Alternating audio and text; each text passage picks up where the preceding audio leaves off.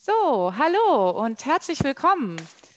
Im Studieninstitut für Kommunikation scheint heute die Sonne und ich hoffe bei Ihnen auch. Wir haben heute unsere Talkgäste aus Münster und Köln live dazugeschaltet. Ich begrüße ganz herzlich Wilma Hartenfeld, hallo, Hallo. und Freddy Aladisse. Hallo Guten Freddy. Tag, hallo. Super. Und heute geht es um das Thema Digitalität und Distanz. Weiterbildung als Online-Event, Fragezeichen, Ausrufezeichen.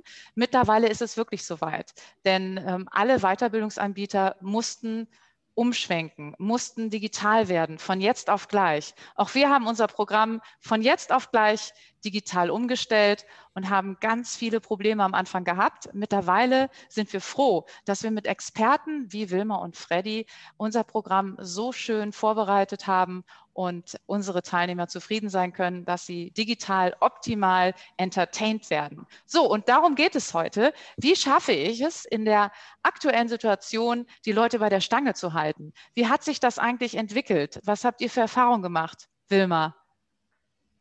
Genau, also zunächst mal natürlich zu mir. Ich bin Expertin für digitales Lernen und begleite das Studieninstitut auch in dem Bereich, einfach die Lernformate digital umzusetzen. Und ich habe natürlich gerade in Corona-Zeiten mich sehr, sehr stark auf das Thema Live-Online-Training auch fokussiert, weil gerade da der Bedarf war. Ne? Also gerade in der letzten Zeit, so in den letzten 1,5 Jahren, ist das Format des Live-Online-Trainings ganz groß geworden. Ich kenne das noch, ich beschäftige mich schon seit sehr, sehr vielen Jahren mit dem Thema digitales Lernen und ich kenne das noch von vor, ja, keine Ahnung, 2, 3 Jahren waren die meisten Trainer in der physischen Präsenz noch überhaupt gar nicht dazu bereit, in den digitalen Raum zu gehen. Und das hat sich natürlich durch die Corona-Krise total verändert. Und dadurch ist es halt passiert, dass viele Trainings, die so vorher im physischen Raum stattgefunden haben, in den digitalen Raum 1:1 übertragen worden sind. Ob das jetzt so sinnvoll ist oder nicht, darüber können wir gleich noch mal sprechen. Aber ich habe da schon, sagen wir mal, in den letzten 1,5 Jahren einen sehr, sehr großen Boost auch von digitalem Lernen wahrgenommen. Genau. Ja, das ist natürlich toll. Und diese Informationen brauchen wir heute.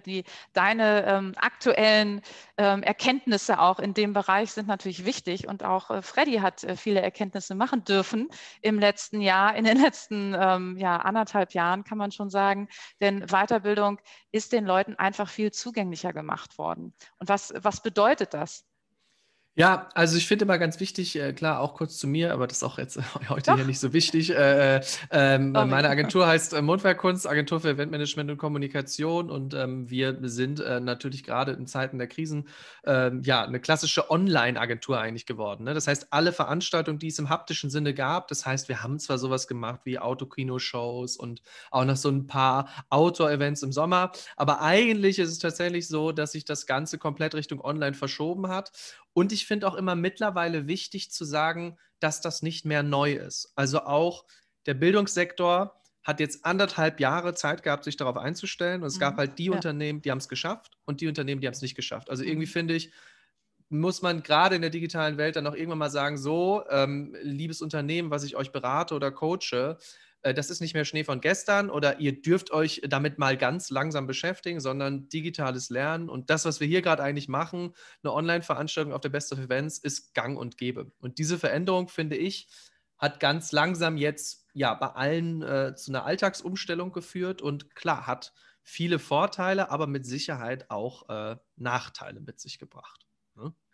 Das muss man auf jeden Fall sagen. Aber mal so ganz aus unserer Sicht gesprochen, also ja, vielleicht darf man nicht sagen Gewinner der Krise, aber ich finde, wir haben auch schwierige Zeiten gehabt, aber wir haben uns diese Krise irgendwie auch zu Nutzen gemacht, weil wir viele Ideen schon im Kopf immer hatten und gedacht haben, oh, damit kann man eigentlich viel online machen und dann ja, gab es keine andere Möglichkeit mehr, als mit einer Agentur sich zu beraten, okay, wie können wir jetzt zum Kunden kommen und wie können wir mit den Kunden kommunizieren? Und natürlich über eine ganz andere Art und Weise, wie es früher da war. Und ich finde ganz wichtig, dass man auch erkennt, was geht und was nicht geht. Ne? Und das ist natürlich auch interessant im digitalen Lernen. Ja, und neben den Online-Events hat natürlich auch tatsächlich der Lernsektor davon extrem profitiert. Also ich meine, ich muss sagen, dass ich natürlich dadurch viel, viel mehr zu tun hatte, als ich eigentlich gehabt hätte. Und ich habe das sehr, sehr positiv gesehen, weil ich habe auch Jahre vorher schon im Konzern immer mir den Mund fusselig geredet und gesagt, Leute, da ist so viel Musik in der Technologie, da ist so viel Potenzial, aber irgendwie wollte man nicht so richtig weg von dem Bekannten. Und jetzt hat es dann natürlich die Krise dazu gebracht, dass es gar keine andere Wahl gab. Und da ist natürlich sehr, sehr viel passiert. Und wie das qualitativ gesehen in Zukunft weiterlaufen wird, das ist dann natürlich nochmal eine andere Frage, weil, wie ich vorhin gesagt hatte, wurde vieles schnell, schnell gemacht. Und ihr habt euch sehr viel Unterstützung reingeholt, was super gut ist, ne? Weil man einfach die Didaktik, die man im physischen Raum so anbietet, nicht in den digitalen Raum 1:1 übertragen kann. Da muss schon einiges bedacht werden. Und von da aus weiß ich das sehr zu schätzen, wenn jemand so einen qualitativen Anspruch auch daran hat und nicht sagt, okay, wir machen jetzt 1:1 einfach das, was wir vorher im Klassenraum gemacht haben.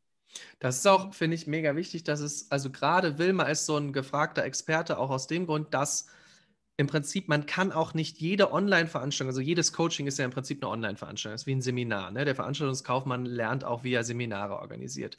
Und man kann nicht alles 1:1 in die Digitalwelt setzen. Ja, also eine Comedy-Veranstaltung, die ich sonst irgendwie, keine Ahnung, von einer 300er Bestuhlung gemacht habe in einem schönen alten Industriestandort, die kriege ich, das muss man einfach auch mal ehrlich sagen, also wir sagen das auch Kunden, die kriegen wir nicht transferiert. Also wenn mich ein Kunde fragt, ja, das hatten wir letztens noch mit einem großen Einkaufszentrum in Gelsenkirchen, die immer so eine Sommershow gemacht haben, gesagt, ja, können wir das nicht irgendwie online? Da haben wir gesagt, könnt ihr bestimmt, aber nicht mit uns, weil das war dann auch nicht unsere Philosophie. Dann stellen wir da 3 Künstler hin, zahlen denen ihre Gage und die kommen von der Bühne und sagen, ey Freddy, das war sowas von lustlos, aber okay, ich habe Geld verdient. Ja, das kann man ja machen.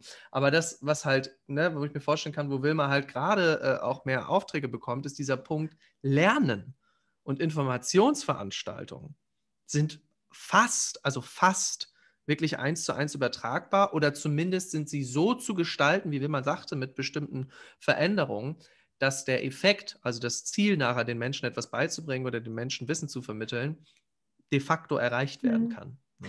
Ja, was letztendlich in dem Bereich natürlich total wichtig ist, ist, dass man sich die Technologie auch zunutze macht. Ne? Ja. Und wie man weiß, lernt der Lerner ja nicht dadurch, dass er einmal irgendwie 2 Tage Druck betankt wird. Und das wissen wir eigentlich schon ganz, ganz lange, aber wir haben da eigentlich in der Vergangenheit wirklich nicht so viel gemacht, um das zu ändern. Lernen war früher eigentlich eher wie ein nettes Event. Ne? Ich gehe da mal hin, habe irgendwie ein nettes Essen, tausche mich mit den Leuten aus. Und die Wissensvermittlung, Skillvermittlung war häufig so ein bisschen nachrangig und ist auch zu kurz gekommen. Und jetzt dadurch, dass man natürlich Lernen dann auch über mehrere Wochen strecken kann und Blended Learning-Konzepte bauen kann und einfach gucken kann, wie verteile ich diese Skills und dieses Wissen über einen längeren Zeitraum, wie begleite ich die Lerner über einen längeren Zeitraum. Das hilft natürlich extrem dabei, die Wirksamkeit auch zu erhöhen und damit auch die Nachhaltigkeit. Ne? Und von da aus, ich glaube, dass da eine Riesenchance ist. Ich glaube halt, ja, dass man jetzt tatsächlich gucken muss, was hat man aus der Krise gelernt? Die Akzeptanz für digitale Lernformate ist definitiv gesteigert. Das kippt jetzt gerade so ein bisschen, weil keiner mehr Lust auf Zoom-Trainings hat. Und wie kriegt man jetzt wirklich hin, wieder diesen Fun-Faktor da reinzukriegen, dass die Leute auch Bock haben, dann daran teilzunehmen? Plus, wie kriege ich wieder den Ausgleich und die Balance zwischen analog und digital? Weil auch für, ne, Freddy, wie du sagtest, auch im Lernen gibt es bestimmte Dinge, die man lieber analog im Klassenraum oder wo auch immer man das dann macht, abbilden sollte und die man besser nicht digitalisiert.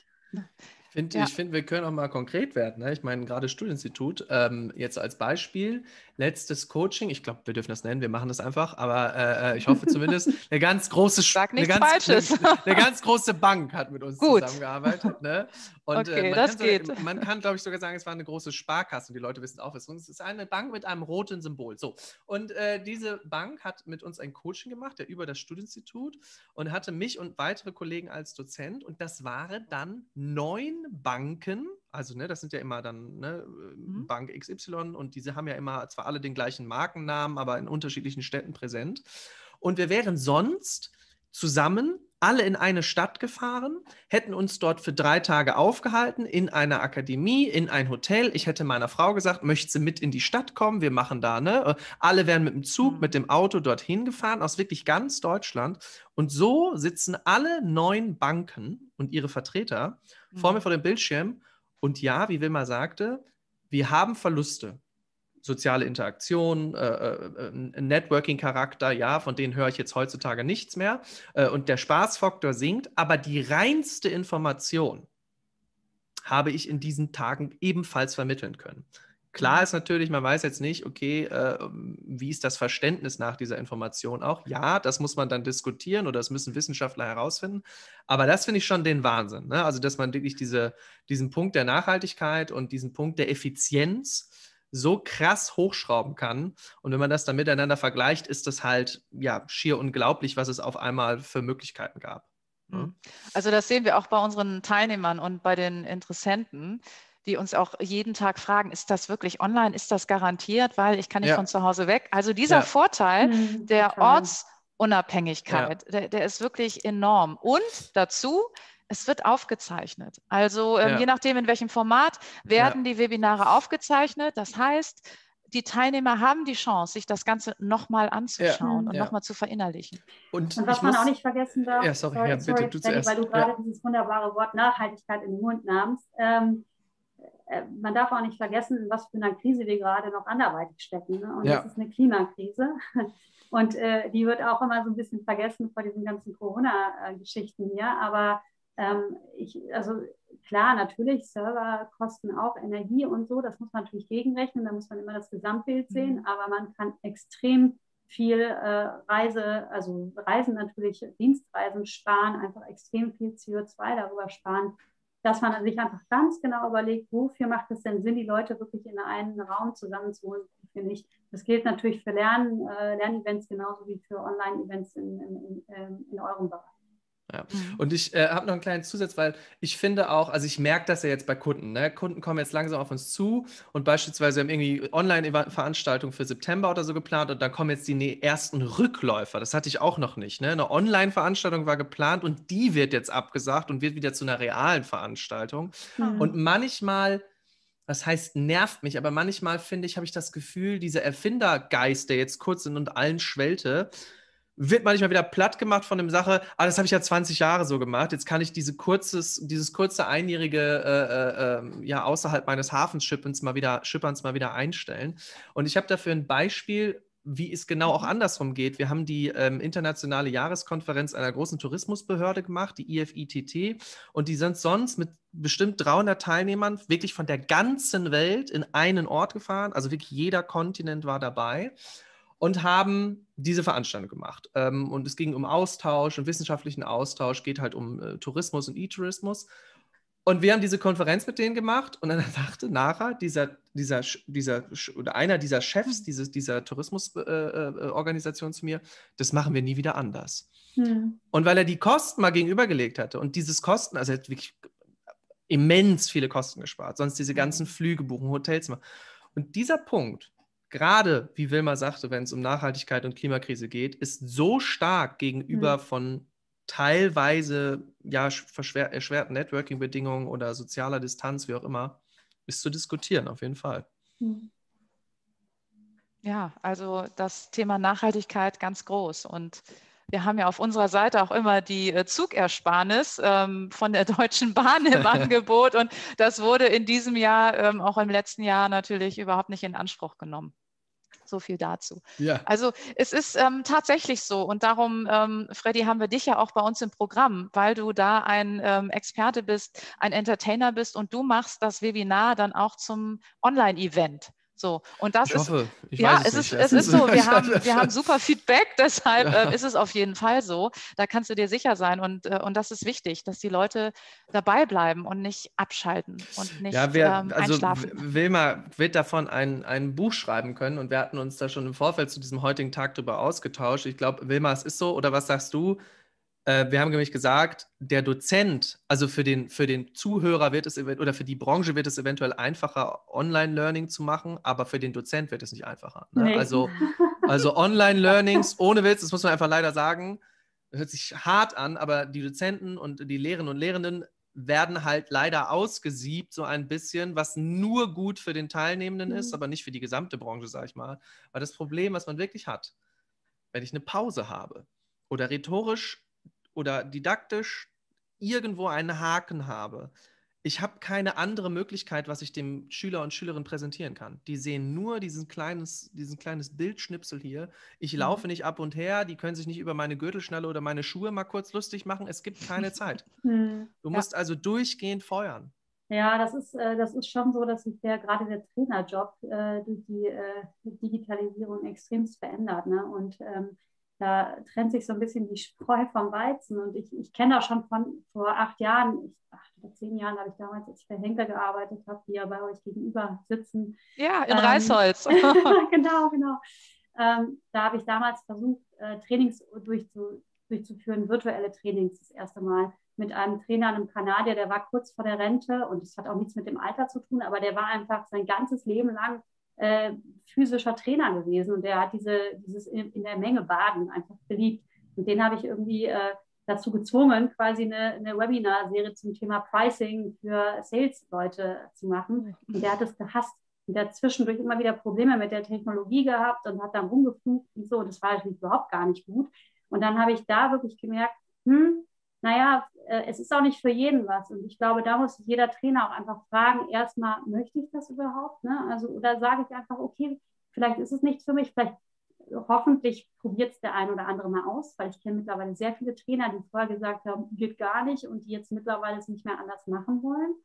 Und dann halt auszuprobieren und dann für sich zu entscheiden, mache ich. Weil letzten Endes natürlich neben der ganzen didaktischen Kompetenz, die man sowieso als Trainer haben muss, neben der rhetorischen Fähigkeit, ne, die technologische Kompetenz einfach dazukommt.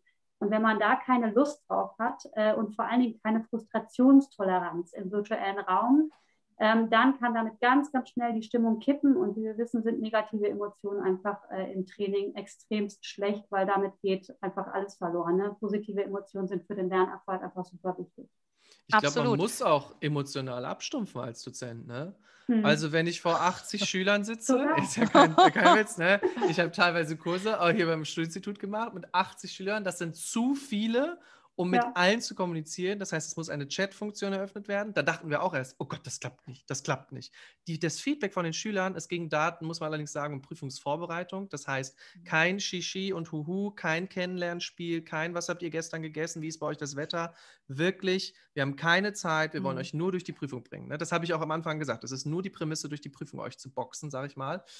Und man stellt eine Frage und es sind 80 Menschen und es tippen 80 Menschen, aber es kommt irgendwie nichts. Weiß ich nicht, die Leute löschen wieder, weil sie merken, es war doch falsch oder so. Und dann, ja, man moderiert gegen eine Wand. Ne? Also das ist schon auch manchmal nicht so angenehm. Ne? Man muss ein bisschen Geduld auch haben, weil man nicht so viel Resonanz bekommt. Und letztendlich sind die ja dabei zu arbeiten. Ne? Und es ist halt immer wieder so die Sache, sich zu überlegen, wie würde ich mich als Teilnehmer fühlen? Also sich noch mehr auch an die Teilnehmer reinzubegeben und zu überlegen, ist das jetzt wirklich eine gefühlte Pause oder nicht? Und ich muss sagen, wir machen mit einem großen Telekommunikationsanbieter ein riesen Talentprogramm mit 300 Teilnehmern und machen da auch mit 300 Teilnehmern teilweise Live-Online-Trainings. Und das funktioniert extrem gut, wenn man halt in der Didaktik beachtet, die häufig wirklich in Kleingruppen zu bringen, die wirklich ganz häufig zu aktivieren, dass sie nicht abschalten. Und dass man halt die Art der Moderation und auch wie man den Chat nutzt und wie man Zusatztools nutzt, einfach auf diese Größe der Zielgruppe anpasst. Und deswegen ist das immer total wichtig. Ne? Das würde ein Trainer im physischen Raum natürlich auch so machen, aber im Digitalen ist das alles noch ein bisschen anders. Plus, und das ist ganz wichtig, dann auch mit dem Tech-Host zu arbeiten, einfach einer zweiten Person, die eventuelle technische Probleme abfedern kann, sodass sich der Trainer darauf konzentrieren kann, wirklich das rüberzubringen, was er rüberbringen will und zu inspirieren, weil das kann er nicht, wenn er die ganze Zeit irgendwie mit der Technik beschäftigt ist. Mhm. Ja, das sind ja auch genau die Kurse, die wir anbieten. Ne? Ist das etwa eine Werbeveranstaltung? Nein, ist es nicht. Sorry, ist es nicht. Aber ich komme jetzt mal zu dem nächsten Punkt, wie das passende Online-Angebot finden, weil es gibt jetzt natürlich eine Fülle von Online-Angeboten, weil jeder festgestellt hat, Mensch, ist ja gar nicht so schwer. So ein Zoom-Meeting kriege ich auch hin, dann könnte ich mich doch auch mal anmelden und eine Weiterbildung machen, auch wenn es nur so ein 5-Tageskurs ist. Aber ich habe dann hinterher was gelernt und ich habe auch noch mal ein Teilnehmerzertifikat. Ne? Also es bringt schon was. Und wie finde ich jetzt aus diesem ganzen Wust, den es momentan gibt, das passende Angebot für mich? Was habt ihr da für Erfahrungen oder für Tipps für unsere Zuschauer heute? Soll ich mal starten? Ja, starte mal. Also zunächst mal das Erste ist eigentlich ein No-Brainer. Das muss man so oder so machen, unabhängig von Online-Angeboten, ist sich erstmal ein Ziel setzen. Und da scheitert es ja leider schon bei vielen, weil die sagen, ach ja, ich könnte ja mal irgendwie. Nee, also wirklich ganz genau zu wissen, was will ich denn lernen und nicht auf so einer Metaebene, sondern wirklich mal ganz konkret, was ist es denn? Also nicht nur, ich will besser kommunizieren können, sondern was ist es denn in der Kommunikation, was mir fehlt? Also wirklich sich selber Lernziele setzen eigentlich. Das ist der erste Schritt. Und dann zu überlegen, was bin ich eigentlich für ein Lerntyp? Und ich weiß, die Lerntypenforschung ist total überholt, aber ich glaube trotzdem, dass jeder Präferenzen hat, wie er gerne lernt. Lernt er gerne selbstgesteuert, weil er zum Beispiel Kinder zu Hause hat und nicht dauernd in irgendwelchen Trainings sitzen kann. Ne? Ist jemand videoaffin? Lernt ja gerne jemand in Gruppen und sagt, ich möchte immer in Gruppen zusammen sein, weil ich kann mich selber nicht motivieren. Ne? Es gibt Leute, die können sich selbstgesteuert nicht motivieren. Oder lerne ich lieber digital oder analog? Ne? Also, dass man sich selber erstmal so ein bisschen hinterfragt, wie lerne ich eigentlich gerne? Was will ich natürlich lernen? Und dann sich zu informieren. Und da kann man natürlich auch solche Plattformen wie zum Beispiel die Greet benutzen, das sind Learning Experience Plattformen, die auch frei zugänglich sind, wo man angeben kann, für welche Dinge man sich interessiert und die einem dann zielgerichtet auch Inhalte ausspielen und quasi diese Inhalte aus unterschiedlichen Quellen kuratieren. Weil wenn ich jetzt auf YouTube gehe und da Kommunikation eingebe, das hilft mir ja nicht weiter. Nee. Ja. Das heißt, ich würde mir eine Plattform suchen, wie die Greet zum Beispiel, die halt Lerninhalte kuratiert und wo ich wirklich meine Ziele oder meine Themenfelder, die mich interessieren, eingeben kann. Und natürlich noch, und das ist, man muss ja nicht alles digital machen, meine bekannten Freunde zu fragen, habt ihr nicht Tipps für mich? Ja, das ist klar. Ich finde auch wichtig, wie sich der Träger selber präsentiert. Also wenn mir jetzt jemand anbietet, Digital Marketing Manager zu werden oder Social Media Manager, ja, und die Schule oder das Institut, an dem ich das mache, hat selber keinen Instagram-Account, dann kann ich mir nicht vorstellen, dass das gut läuft. Ne, das finde ich immer wichtig. Ne? Oder da mal anzurufen und einfach mal zu gucken, okay, das ist die Schule oder das Bildungsinstitut, was irgendwie Kommunikationskurse vergibt, wenn ich da anrufe, geht da dann auch jemand dran? Also das finde ich immer so, ne, von unseren Teilnehmenden so wichtig, die dann sagen, hey, irgendwie das Studienstitut wirkt für mich, ihr habt eine tolle Instagram-Seite, ihr habt Inhalte, die ihr publiziert, ihr macht nicht nur Werbung, sondern auch so Content-Marketing, das heißt Inhalte, die einem weiterbringen und die nicht immer nur darauf abzielen, irgendwie jetzt schnell den Kunden zu erhaschen. Ne? Und das finde ich wichtig. Und was ich immer den Schülern und Schülerinnen sage, Fragen sind kostenlos. Also jemand, der in unseren Coachings war, ich kriege immer wieder nachher und ganz einfach, nicht irgendwie mit großer Anfrage, einfach bei Instagram, ey, wir haben mal eine Frage zu der und der Insights bei Facebook, was sagst du dazu? Und meistens, gerade beim Studienstitut, haben wir ja Dozenten, die für ihr Thema brennen. Und wenn ich die Frage beantworte, heißt das nicht für mich, dass ich jetzt den Timer drücke und sage, jetzt muss ich dir aber eine halbe Stunde berechnen, sondern uns macht die Frage so Spaß, dass wir die beantworten, als ob wir an der Theke gefragt werden, was sagst du denn zu TikTok? Ja? Und das finde ich immer wichtig. Also ob man auch im Nachhinein noch etwas mitnehmen kann, ne? Und ob das Netzwerk da dahinter auch stimmt. Und das sieht man ja meistens einfach auch darauf, okay, wie viele Leute sind da so, wer agiert mit diesem Bildungsträger, welche Leute buchen die Coachings da. Das finde ich irgendwie so wichtig, um so einen Überblick zu bekommen. Ne? Man bucht nicht immer nur ein Coaching, man bucht auch ein Netzwerk und dieses Netzwerk, was einem dadurch ergibt und hilft, kann einem halt auch nach dem Coaching weiterhelfen. Ne? Das finde ich irgendwie das relevant. Know-how. Und manchmal bucht man ja sogar sein Ticket zum nächsten Arbeitsplatz. Das stimmt. Das stimmt. Ich kriege ständig schreiben mir Leute nach Coaching, kann man nicht auch bei euch arbeiten? Ja, echt? Ach, super. Ja, das glaube ich. Ich sage immer nein. Ich habe bis jetzt immer nein gesagt, weil ich finde, das passt dann irgendwie nicht. Nein, aber das ist schön. Ja, und das Netzwerk ist natürlich auch wichtig und das digital darzustellen ist auch schwierig. Und da gibt es ja ganz viele Tools, die hattest du, Wilma, beim letzten Digital-Dienstag auch mal vorgestellt. Das ist mega spannend, was man da machen kann. Trotzdem freuen wir uns natürlich alle, wenn wir demnächst wieder hier bei uns im Foyer schön zusammenstehen können, bei einer Tasse guten Bohnenkaffee und einem kleinen Schnittchen. Aber das ist ja vielleicht die Frage, die sich am Ende noch stellt zum Abschluss. Bleibt ihr digital? Genau, darauf wollte ich jetzt nämlich auch hinaus. Wir bleiben auf jeden Fall digital, aber gehen auch auf Hybrid. Und Hybrid ist ja so ein Format, was schwierig ist, weil man muss es wirklich beherrschen, sonst funktioniert es nicht. Also du musst auf der einen Seite online perfekt alles darstellen und auch den Zugang dann kriegen und auch in Präsenz dann hier bei uns in den Seminarräumen so gut aufgestellt sein, dass es auch unter den Hygienemaßnahmen momentan stattfinden kann. Also wir bleiben auf jeden Fall noch die Sommermonate komplett online und danach, so ungefähr ab September, Oktober, wenn wir mit den neuen Kursen starten, sind wir auch hybrid da. Und da bin ich schon selber ganz gespannt. Wir haben die Technik, wir haben ja hier gegenüber Satis&Fi, die unterstützen uns da ganz toll. Und da denke ich mal, kann da auch nicht so viel schief laufen. Ja, vielen herzlichen Dank. Das war ein toller Talk, super spannend und ich freue mich schon auf den nächsten Talk mit euch. Ganz liebe Grüße nach Münster und nach Köln. Schön, dass ihr dabei wart. Und ja, ich kann jetzt eigentlich sagen, wir schalten live in unsere Standparty. Wir haben nämlich eine kleine Standparty im Studieninstitut für Kommunikation in Düsseldorf vorbereitet. Da geht es gleich heiß her. Sie können chatten, Sie können uns Fragen stellen und wir beantworten diese live. Ich freue mich ganz doll, dass Freddy, du auch noch dabei bist bei der Standparty. Du schaust auch mal rein, was da so los ist. Und ja, den Link, den bekommen Sie gleich über die BOE-Seite und da freuen wir uns, wenn möglichst viele dabei sein können. Vielen herzlichen Dank an euch beide und ich würde sagen, es geht weiter zur Standparty. Alles Gute an euch und bis zum nächsten Mal. Danke sehr. Tschüss. Ciao.